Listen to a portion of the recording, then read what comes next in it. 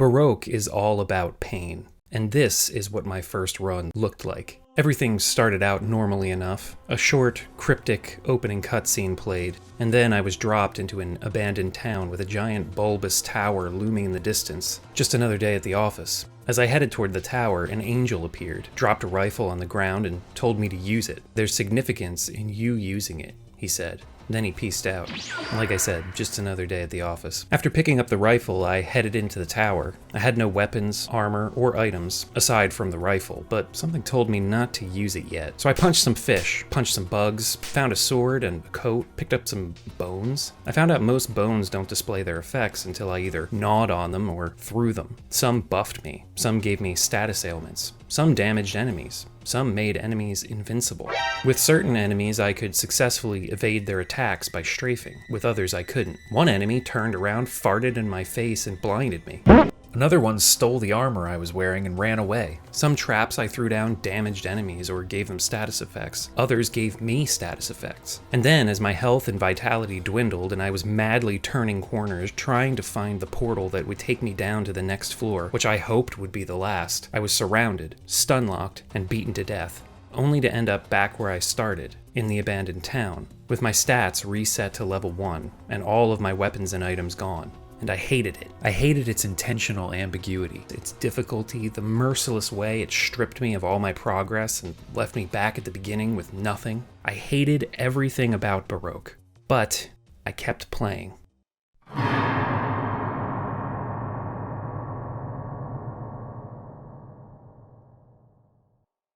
Baroque is a first-person roguelike dungeon-crawling action RPG developed by Sting Entertainment, originally released for Sega Saturn on May 21st, 1998. It was then tweaked, enhanced, or ruined, depending on your perspective, and released on the Sony PlayStation with a new subtitle, Uganda Mosul, Distorted Delusion, on October 28th, 1999. It was then remade for the PlayStation 2 with an entirely new art style and third-person perspective, and this version was released on June 28th, 2007, followed by a port to Nintendo Wii on March 13th, 2008. Both the PS2 and Wii remakes got North American and European releases in 2008, but the original Saturn and PlayStation versions stayed in Japan. Even in 2020, when a Nintendo Switch port of the Saturn version became available to download, this also stayed exclusive to Japan. For some reason, it doesn't seem like the powers that be want Western players to experience the original versions of Baroque. However, thanks to the efforts of Pliskin, a fan translation of the PlayStation version was released in 2022. This was followed by a translation of the Saturn version, also by Pliskin, in 2023. This video is focused on the original versions of the game, specifically the Saturn version, since it was the first release, and many fans consider it to be the best version of the game. I also just like to promote the Saturn any chance I get. I did play a bit of the PS1 version, and though it may appear similar to the Saturn release, there are several key differences, which I'll get into later. I did not play the PS2 or Wii remakes. Well, I mean, I tried them out to get footage for this part of the video specifically, but I don't care for the art style and other aspects of the presentation. I know for a lot of you this is how you first experienced the game, so you might have some attachment to it, and I get that, but yeah, it's just not as interesting to me as the originals. There's a darkness to the visuals of the original game, especially on the Saturn, where the reds and blacks of the environments and backgrounds just seem to pop more. The sprites for the NPCs and enemies have a darker, more sinister style to them that just fits the overall tone of the game better than the more early 2000s kind of generic anime approach that the remakes went with. The sound design is also much more atmospheric and creepy in the Saturn and PlayStation versions. There are all kinds of weird noises happening in the background. It's sometimes hard to discern whether there's an enemy nearby or the background soundscape is just playing tricks on you.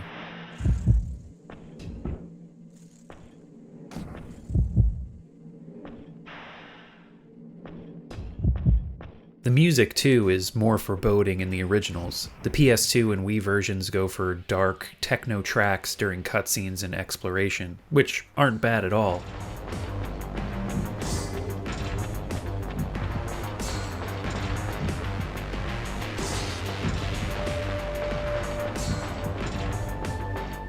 But I prefer the more ambient, atmospheric cuts in the originals.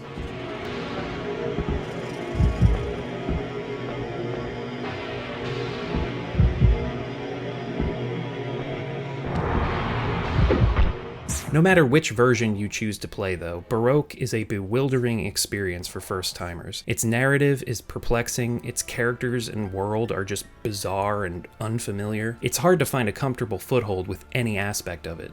Baroque's core gameplay mechanics are deceptively simple, but they're buried under layers of intentional complexity. There's also the RNG to contend with. This is a roguelike after all. But like any well-designed roguelike, the more you play, the more you learn. And the more you learn, the more you can begin to develop strategies for surviving and making it to the bottom of the tower so you can shoot God in the face. Baroque is a Japanese game from the 90s, so of course murdering a deity is the end goal. Or is it?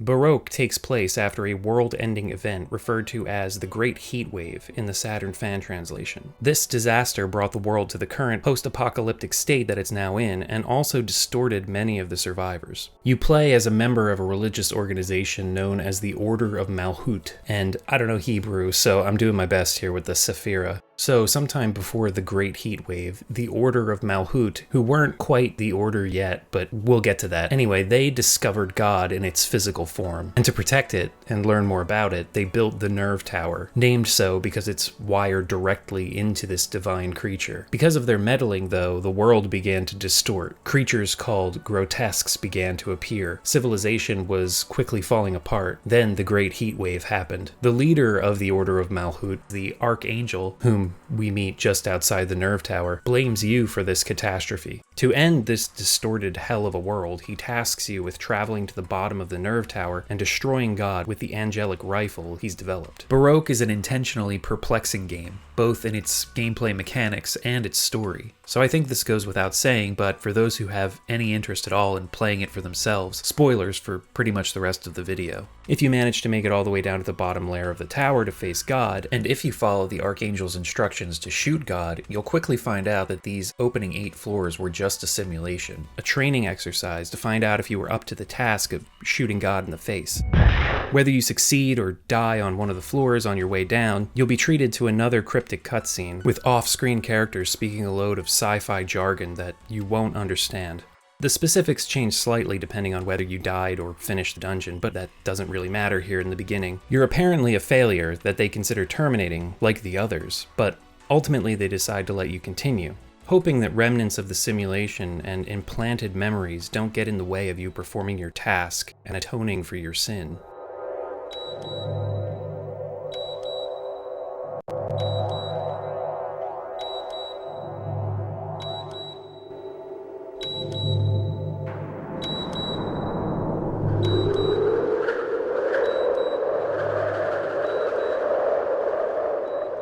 Then you're back in the outer world, only this time the town is populated by strange beings like Neck Thing, Sack Thing, and the Horned Woman. I didn't just make up generic descriptors to identify these NPCs either. These are the names that appear on screen when you speak to them. Each of these characters has been distorted by the initial capture of God and the great heat wave that occurred after, and each of them holds on to some guilt from their past that weighs on them. As you go through the game, they'll reveal more about themselves and the world to you. You may also run into other NPCs in the tower itself who may be connected to some of the ones on the surface, like members of a group known as the Coriel, who are trapped inside confinement caskets and just want to die. Box Thing, who is actually Sack Thing's father, he believes that he murdered her and that she exists inside the box he holds. Urim and Thummim, who originally were 2 separate characters that merged together during the Great Heat Wave, and a few others.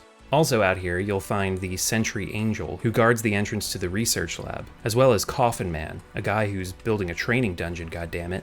A character you won't find in the Saturn version is Thing Thing, unfortunately, and we'll talk about his function later on. Back to that training dungeon though, going through it allows you to gain a few levels and items before heading into the Nerve Tower for real. Coffin Man will also give you some tips on certain mechanics in the game, goddammit. So let's jump into those. First off, whether in the training dungeon or the Nerve Tower, your goal on each floor is to find the portal that will send you down to the next floor. Each floor is procedurally generated, but as you descend, certain floor numbers will always contain certain NPCs or events. You also have access to a handy auto map that can be brought up at any time by pressing the B button. Before we get to the specifics of progression though, let's look at some of the core mechanics of the game. You have hit points and vitality at the top left of the screen. Vitality constantly depletes, but while you have vitality, your HP regenerates. Run out of vitality and your HP begins to deplete. When that drops to 0, you're dead. Your run is over and you start back in the outer world with your experience reset and all your items gone. Helpfully, most enemies drop crystals that restore a few points of vitality when collected.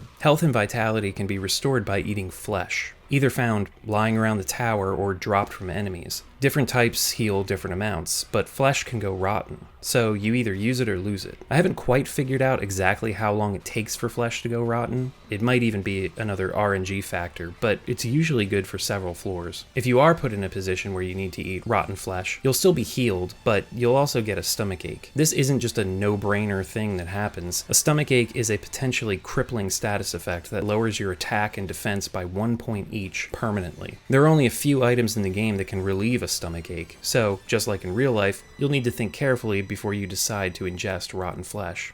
There are a few other items besides flesh that also heal you, but it's best to hang on to these when you find them, since they don't go rotten and you can save them for emergencies. If you eat certain flesh types when either your HP or VT is full, your max values will rise. Early parts of runs often involve deciding whether to save your stock of flesh for when you're hurting or consume them now for the stat boosts. As you kill monsters, you'll gain experience and level up. Leveling up increases your base attack and defense, and also raises your max HP. Your VT, however, will remain the same, so the only way to increase it is through flesh consumption, or augmenting it with equipment and other items. There are only 3 equipable items in the game: swords, coats, and imitation wings. Swords are the only weapon type. Well, except for the angelic rifle. That thing one-shots every enemy in the game, but it only carries 5 shots total. And maybe it's best not to shoot it at all. You have your fists, too, which is what you'll start with on your dungeon runs until you find a sword. I found out that you're not always guaranteed to find a sword on the beginning floors of the tower either, so your fists might end up being the only option for a bit. Swords come in many flavors. Some have elemental attacks, some hit twice, some hit really hard but drain your health with each swing, etc. Coats are your only armor type in the game. Much like swords, they have a chance to provide a variety of bonuses beyond just increasing your defense. Imitation wings are your accessory items. They grant stat boosts and other effects while wearing them, such as increasing health regeneration, decreasing vitality drain, boosting experience from defeated enemies, protection from status effects, and so on. Your character can be further augmented with brands and parasites. Brands can be applied to your weapon, your coat, and you can even brand yourself. You can only have 1 brand on a sword, coat, or yourself at any time though, and they can't be removed unless you find an erasure brand, or die, of course. One of the most useful brands I found is Wave, which, when branded on either your sword or yourself, grants a chance to release an energy projectile when you swing, allowing you to attack distant enemies, or attack through enemies when they're lined up just right. If your sword has an elemental affinity, the Wave attack will also have that affinity when it connects. Having Wave is incredibly useful for some of the late game enemies that can easily shred through your health or derail your run with crippling status effects. Worms infest the character and can also provide various bonuses or boosts. You can also only have 1 worm infecting you at a time. If you use another, the first one will die and become a corpse in your inventory. Other items you'll find in the tower include injections that provide healing, permanent stat boosts, and other effects. Boxes, which contain equipment or other items, but have a chance to explode when being opened. Torturers, which act sort of like magic spells. Using them will hit all enemies in a room with an effect. But they can also do other things, like bring all the enemies on the floor into the room you're currently in, clear out half the grotesques in a room, or turn them into rotten meat. Getting creative and using multiple torturers, one after the other, to combine effects can really make your life easier in some situations. Patterns, which are like traps, they can be installed and stepped on yourself to affect enemies, or reversed so they can be thrown out for enemies to step on and hit themselves with whatever effect they have. Figuring that out provided some of the more frustrating moments of my early runs. Finally, there are bones, which can be gnawed on or thrown at enemies.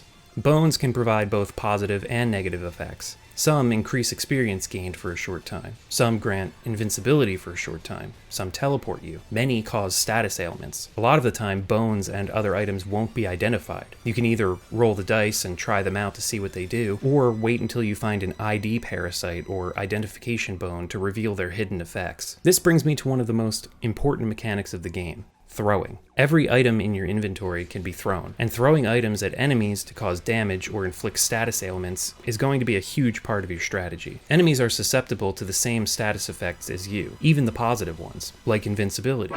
Also, items that heal status effects for you cause status effects for enemies. So, while a detox injection will cure you of poison, it will inflict poison on any enemy it's thrown at. I can't overstate how essential throwing is in Baroque, not only for doing damage and crippling enemies with status ailments, but also for clearing your inventory. You can only hold up to 20 items at a time. Certain items, like bones, can be stacked, so be sure to press the Y button every once in a while on the inventory screen to organize your stock. They don't stack automatically. But yeah, 20 items is not a lot, because there are items lying around everywhere. And there are so many risk versus reward scenarios in every single run because of inventory management. Do you take the chance and see what that unidentified parasite in your inventory does to you? Because your inventory is full and there's another brand on the ground you could pick up if you use that parasite? Or do you just drop it or toss it away? Or throw it at an enemy, see what it does to them? Or just leave this new item and move on? So many decisions like this need to be made, and you don't have a ton of time to contemplate because your vitality is constantly ticking down. You need to keep moving forward. I mean,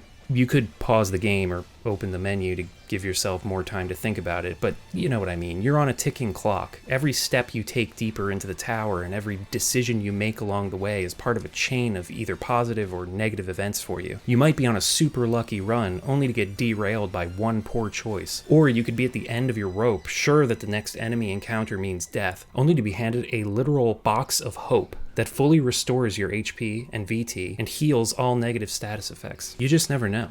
This is the essence of roguelikes, and probably one of the biggest elements that make them so appealing to so many players. That moment-to-moment risk versus reward decision-making and edge-of-your-seat dice rolls. Praise be unto RNGesus. And Baroque excels at this. But then of course there's the element that will drive away most players, and that's the punishment of death. Losing all of your progress in the tower, along with all the items you collected, and the experience you gained. Now, losing progress, well, you gain the knowledge of the enemies and what each floor is going to throw at you. Losing items, well, that's just how it is. There are tons of items to collect. You never know what the game is going to throw your way. But losing my level ups and stat gains, that was a tough pill to swallow at first. I haven't played too many roguelikes that feature an experience-based level up system, so when I died and started back at level 1, I just thought, what's the point of even doing this?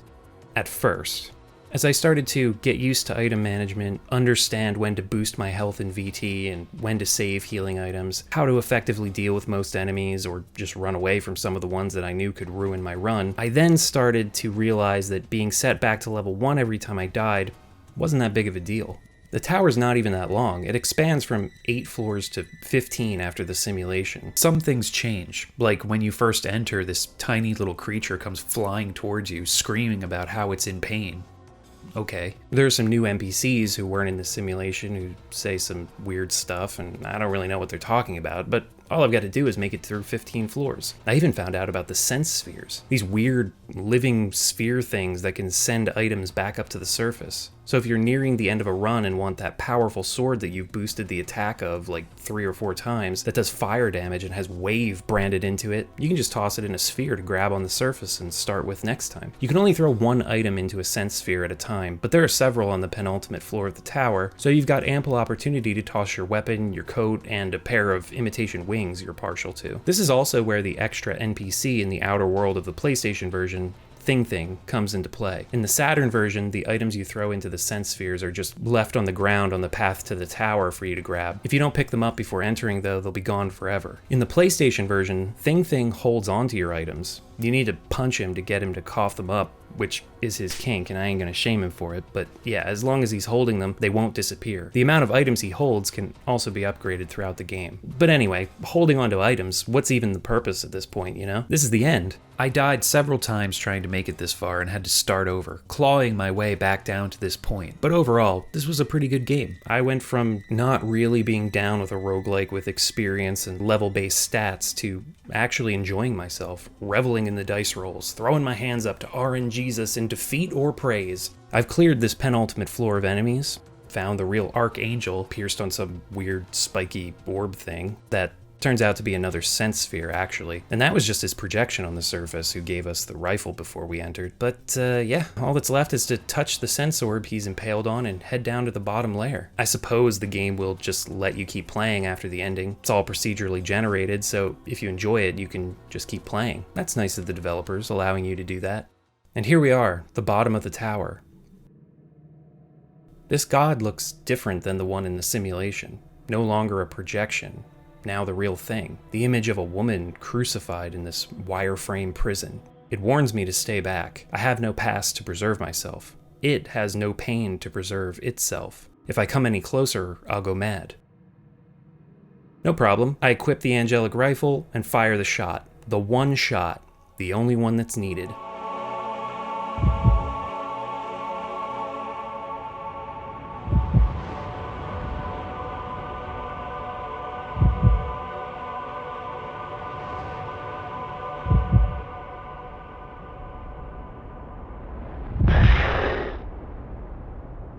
I wanted to become one with you once again. Huh.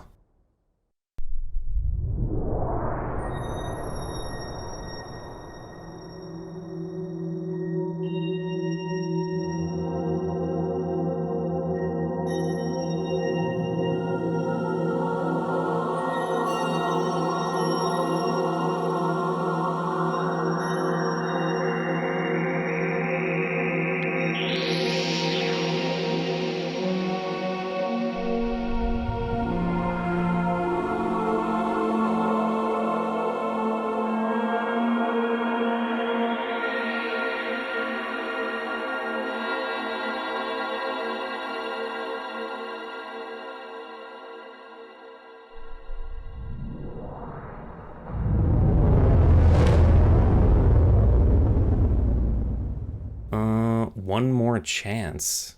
That doesn't seem like an ending. Wait a minute.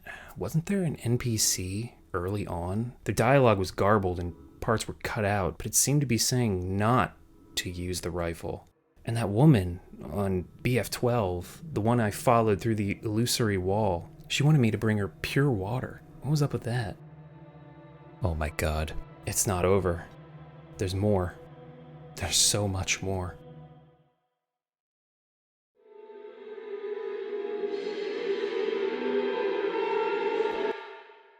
This son of a bitch is lying. Well, not really. I mean, he believes what he's saying, but his way is not the way to end this. The Archangel wants the god of creation and preservation dead, because he believes that killing her and collecting the orb she leaves behind will allow him to return the world to its former, non-distorted shape. Unfortunately, he's left impaled on a sense sphere, unable to move, so he uses the main character to carry out his plan. However, from the cutscene that plays after you choose to follow his orders and shoot God, it's clear the main character has different ideas. At this point, you're probably still just a little bit confused about what is actually happening in the story of Baroque, and why it's even called Baroque. There's some information you can glean in the game by talking to NPCs and viewing certain cutscenes, but the triggers for many of these events are difficult to figure out, the dialogue in particular. In fact, the PlayStation version has a scene list that keeps track of every single line from every NPC, and apparently filling out this list completely is one of Baroque's biggest challenges. Certain events need to be triggered in certain orders, and it can take dozens of runs through the game to get everything, and even then you might not get all the lines to unlock. The criteria for certain dialogue can be really weird. For example, there's a status effect called Lust.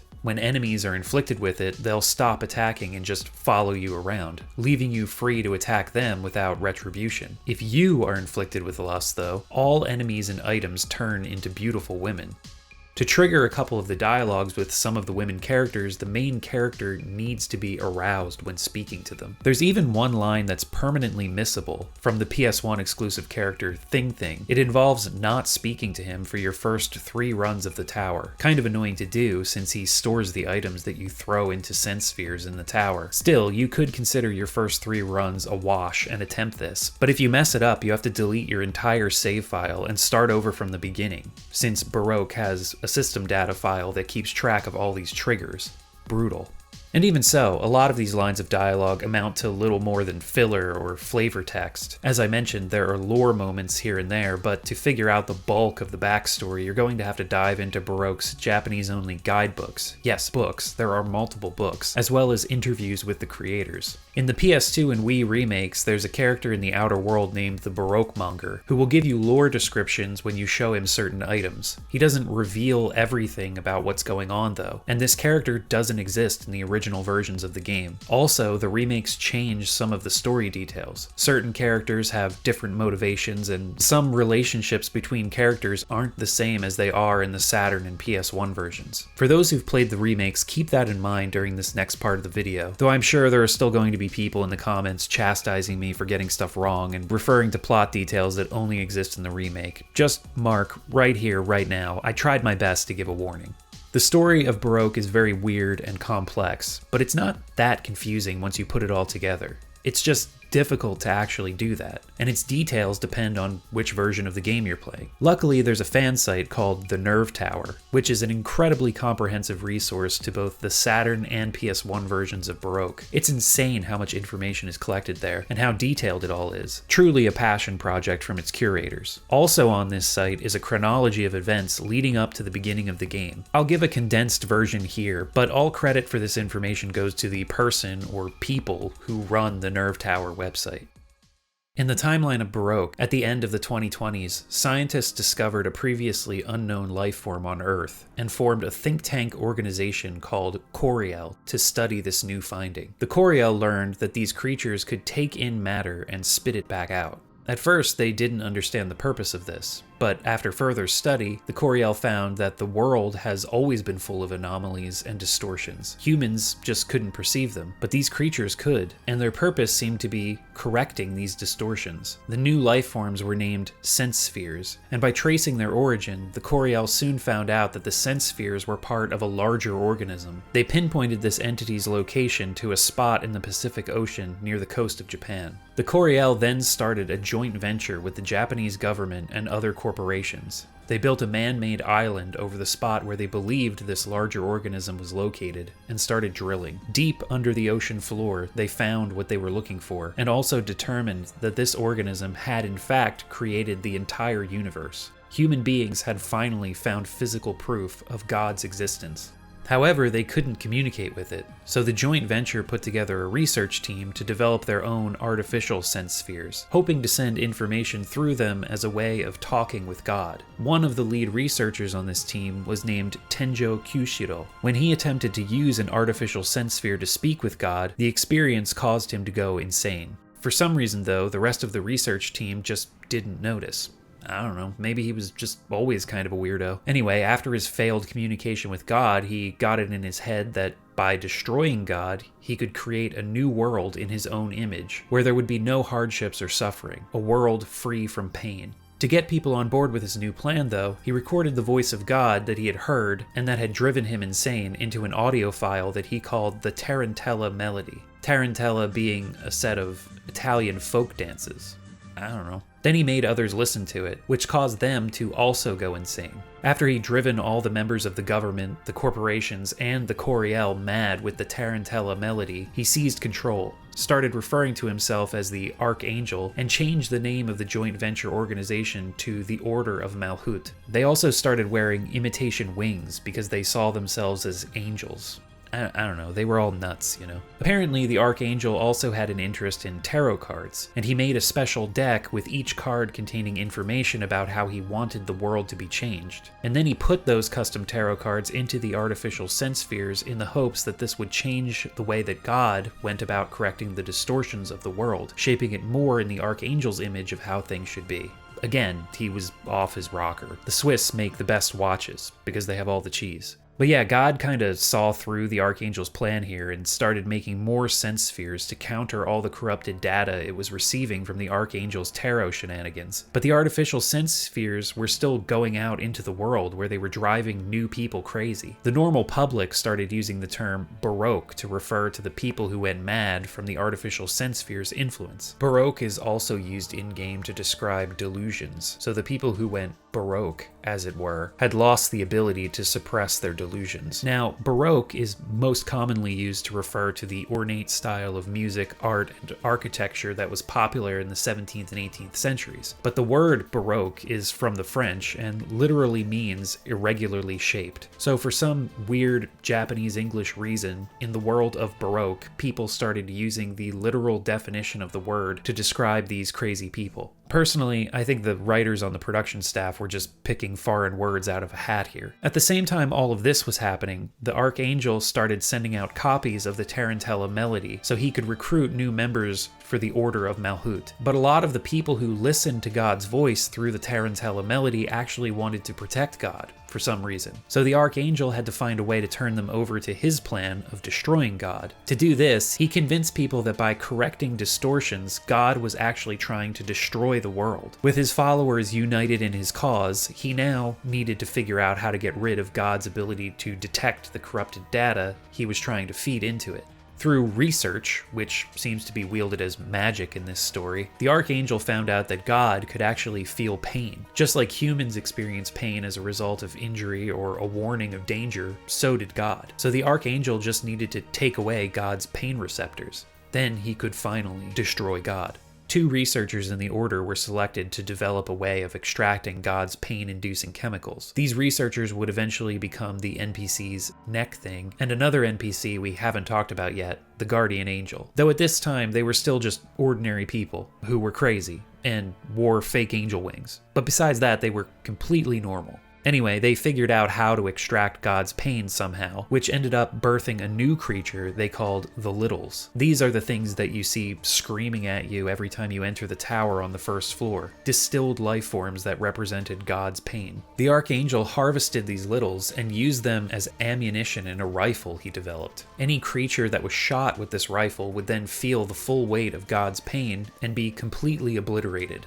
The Archangel figured if God was shot with a rifle, it could finally be destroyed. Just a tiny problem here though. Because God had lost its ability to feel pain, it couldn't detect not just the artificial distortions the angel was trying to feed it, but it also couldn't detect the real distortions anymore. So now the world was beginning to distort out of control. Remember the Archangel's tarot deck plan? Well, that was getting all mixed up in things, and now the Baroque people who were going nuts were trying to be corrected by the sense spheres, but they just ended up mutating and transforming into what people started calling grotesques. So the enemies you fight in the Nerve Tower were originally people. Each is a representation of a tarot card and a corrupted version of the Archangel's plans to change the world in his image. So there's that. But then the Archangel had an even bigger problem when one of the new recruits to the Order went inside the Nerve Tower and played the Tarantella melody. Some members of the Coriel, the original think tank group of the joint venture, before they all became the Order of Malhut, were inside the tower at the time.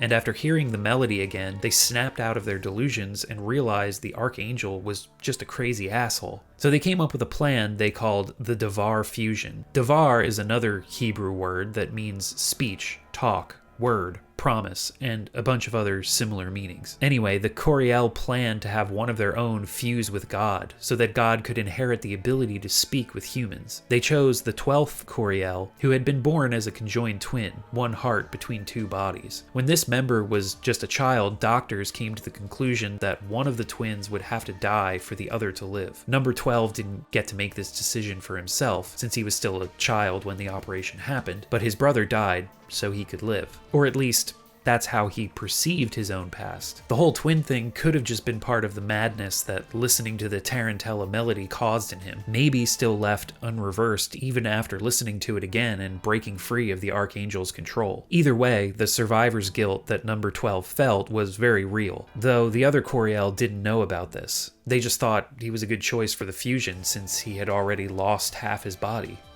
Again, I don't know, I guess that's some kind of logic. The Coriel carried out their plan, but the Archangel caught wind of it, and while number 12 was in the middle of fusing with God, he physically pulled them apart. This created an intense wave of pain throughout all the sense spheres. Though their bodies hadn't finished fusing, number 12 and God's minds had. This created a huge distortion, which was later called the Great Heat Wave, and it destroyed most of the world. People and grotesques alike were fused together from the heat, and others were further mutated. During this intense event, the Archangel himself ended up impaled on a sense sphere, which left him immobile, but he could still communicate with the outside world through the sense sphere. He told the rest of the Order to capture number 12 and conduct research on him to figure out what had happened. God had taken away number 12's voice, which now allowed God to communicate with humans, and it left number 12 with the ability to purify distortions. Whenever number 12 killed something, it would turn into a crystal containing the purified essence of that person or creature. These are the crystals we've been collecting this whole time. They're referred to in-game as Idea Saphira. Now the Archangel had a new plan. Clone number 12 with his purification ability and have him purify God. Through cloning, he could change number 12's memories, erasing the Devar fusion, but keeping the survivor's guilt, he felt. I guess the Archangel left a little too much of number 12's rebellious nature though, because when he does purify God, he decides not to follow the Archangel's plan and gives the world another chance. And this is where we pick up. And after finishing this section, I realized that backstory was not all that condensed after all. But if you want an even more detailed write-up about the events leading up to the beginning of Baroque, including footnotes referencing specific NPC dialogue, guidebook information, and creator interviews, check out the Nerve Tower site. There's a link in the description below. But anyway, it's time to head back to the tower. The Archangel will still give you the angelic rifle, even though we're not down with his plan, but we're just another clone, so maybe he's hoping this one will obey. Also, because I stupidly thought shooting God would end the game, I did not use the sense spheres to send any of my items back to the surface, so that awesome fire sword with the wave ability, gone. I cursed the game for quite a while during my next run of the tower for that one. I mean, I should have known, but I was just excited to have reached the end. I was running low on VT by the time I got to the Archangel, totally depleted actually, so I don't know, I just wasn't thinking. Anyway, there are two things that need to happen on this run through the tower. One, on BF12, you need to find the NPC Eliza and follow her through the illusory wall. You can meet her briefly on BF2, but meeting her on BF12 specifically is where the first trigger is. She tells you that she wants you to bring her pure water before fading away. The second thing you have to do is, when you reach the bottom layer and confront God again, instead of shooting her, you need to walk towards her to attempt the Devar fusion once more.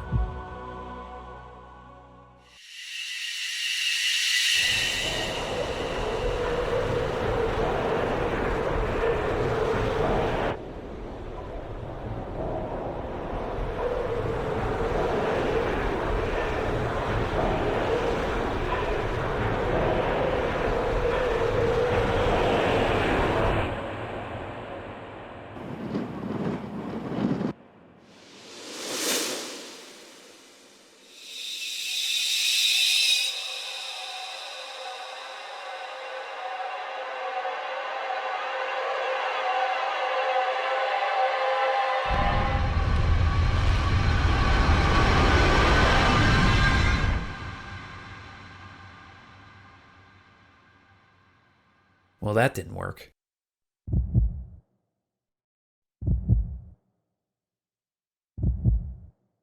So, we're back in the outer world, and full disclosure, at this point I'd managed to bumble my way into attempting the fusion with God. Clearly the gun didn't work, and God tells you to stay back or you'll go mad if you get close, so that seemed like a clear indication that that was what I was actually supposed to do.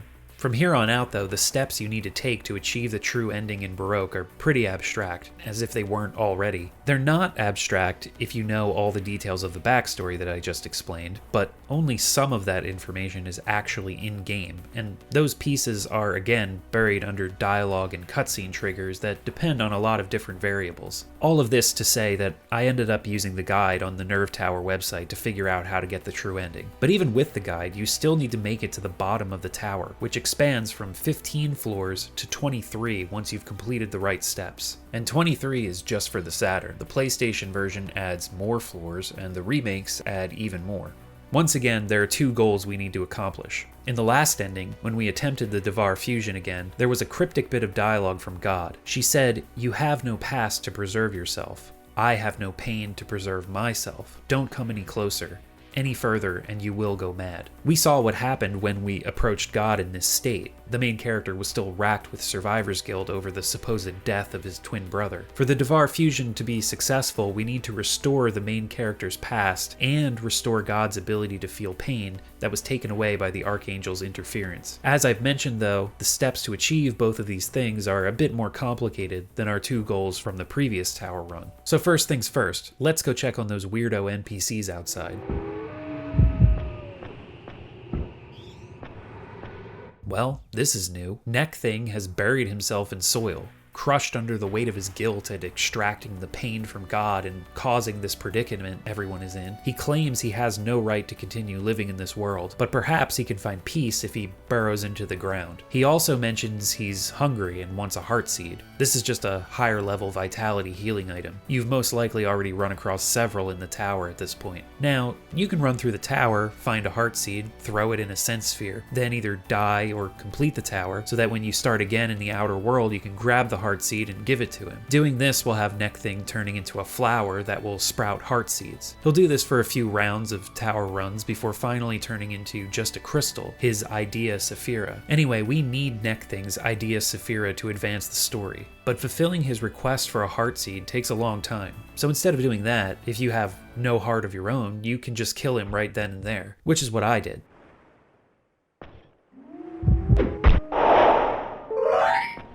Showing the crystal to the other NPCs allows them to understand Neck Thing's desires. The point everyone gets out of this is to bury themselves to be free from pain. The Sentry Angel guarding the entrance to the research lab is especially intrigued by Neck Thing's crystal. After you hand it over to him, you can then head into the tower again, or just go through the training dungeon. When you emerge, you'll find that everyone has buried themselves in the ground, even Sentry Angel, though things don't seem to be going so smoothly for him.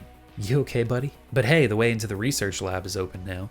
Inside, you're confronted by a worker who doesn't understand why you've returned to the lab. You're then locked in with your own clones. They ask you to purify them. Doing so has them all disappearing, and this leaves behind a projection of yourself who gives you what it calls pure water, which is the main character's own Idea Saphira. Touching it sends you through the sense sphere, where the main character has a dialogue with himself, while the lab workers wonder how you managed to escape and what will happen to the Archangel's plan now.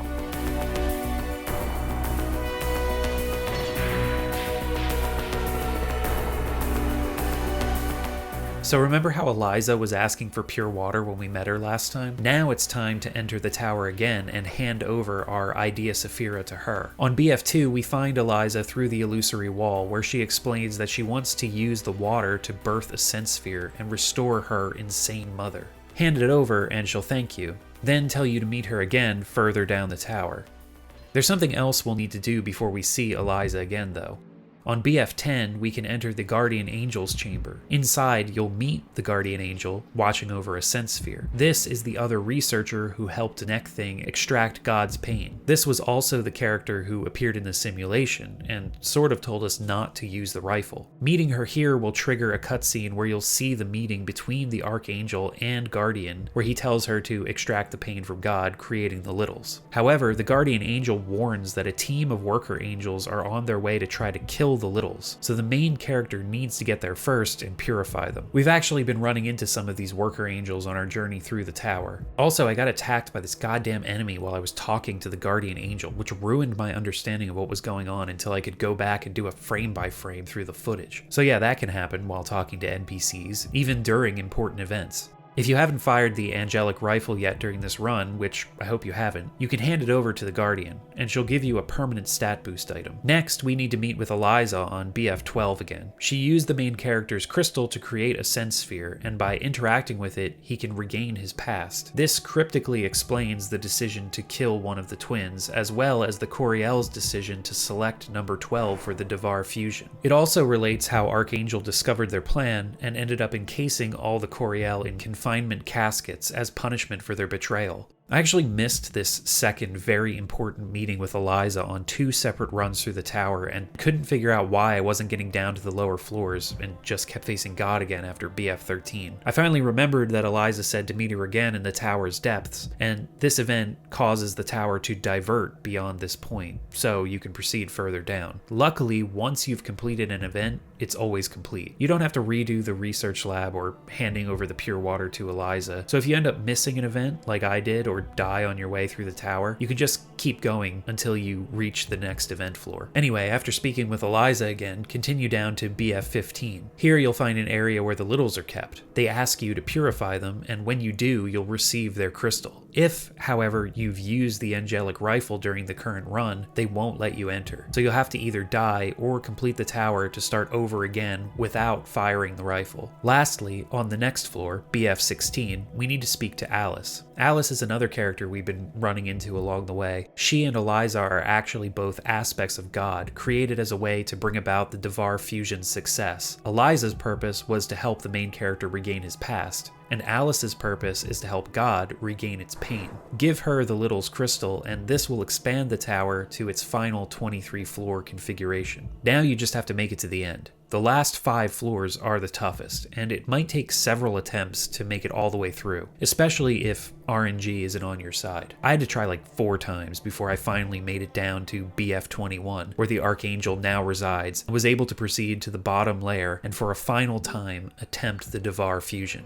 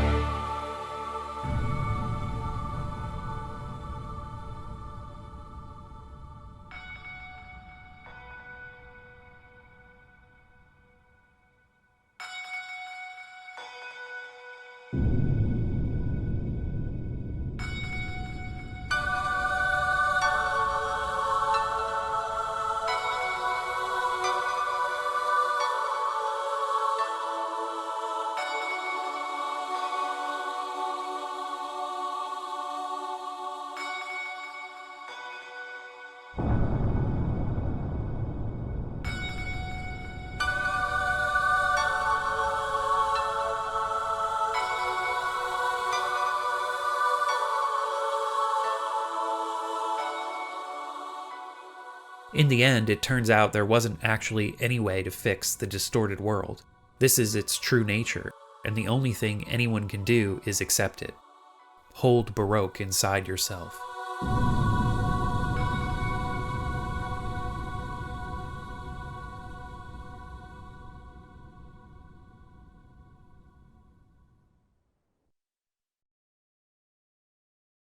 So in the beginning, when I said Baroque is all about pain, this is what I was talking about.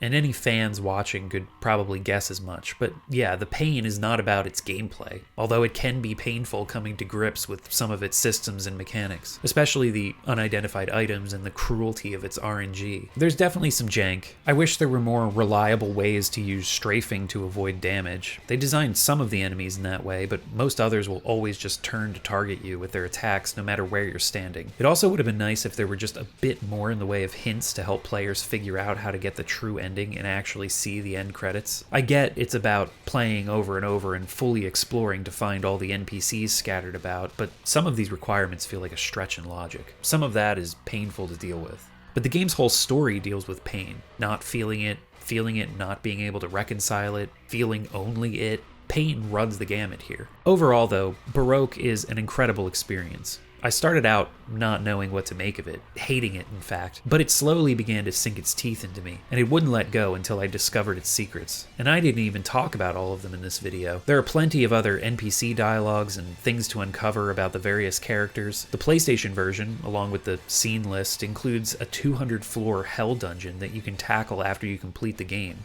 This is what Coffin Man was trying to build the entire time you were making runs through the Nerve Tower. There are also several Baroque side games, including a shoot-'em-up and a mobile game that's like a Baroque version of Frogger. I mean, if you really can't get enough of the franchise, it's out there. And hey, Sting released the original Saturn version on Switch a few years back, so you never know, they might end up remaking Baroque again for modern platforms in the future. They don't seem to want to let it die. The pain never ends. But unfortunately, this video has to. And that's Baroque. Thank you all so much for watching. Many people have requested this game in the comments and such, and it's what the patrons and YouTube members voted for, so yeah, all these people who are on screen right now, they voted. They support this channel monthly, and if you want to join them, click the Patreon link in the description or hit the join button on this video page for a YouTube membership. You'll get to watch videos a couple of days early, get exclusive updates from me, and vote in occasional polls to decide what games I cover. If you donate $5 a month or more, you get your name read out loud at the end of videos like these Dungeon Architects, Antichrist Alex, Benifer94, David Carr, Goats and Goblins, Glenn Haven, Half HP, High Food Court, Izzy Lexus, Joshua Ayers, Justin Darnell, Captain Ketchup, Kiowa, Lunar Vale, Meownarchy, Nick Wolf, Richard Cutting, Shannon Gates, Stefano Urenia, and White Like Eyes, as well as these dungeon connoisseurs: Adon, Alberto Amatucci, Alfred Correa, Angen01, Bunzo, Chaos Arcanum, Churm Slurm, Chiral Spiral, Crassus Zero, Crippler Jones, Dazed Clockwork, Dika Glitterthroat, Hokun Buyum, Indigo Happy, Irregular Rob, J Butt Airline, Gemma, Jet Daddy, Jogoth Joshua Weber, Liana, Macrophage, Minced Meat, Mr. Independent, Nicholas Polstar, Noel the Monkey, Normal AI, Old Dead Lemons, Olaf Albine, Please Keep Making Videos, Pretty Cody, Prince Goof, Rainbows 98, Rez, Ribbon Black, Robert Brandon, Sable, Samuel Pandiangan, Samurai 85X, Solar, T, True Axiom, Tuesday Twin, TV's Brent, Warrior Song, Where Am I? Help, and Zach Diedrich. Thank you all for your support, and thank you for watching. The next video, also voted on by the Dungeon Dwellers, is going to be Haunting Ground for PS2, so look forward to that. For now, Baroque. Check it out. Dungeon Chill. Out.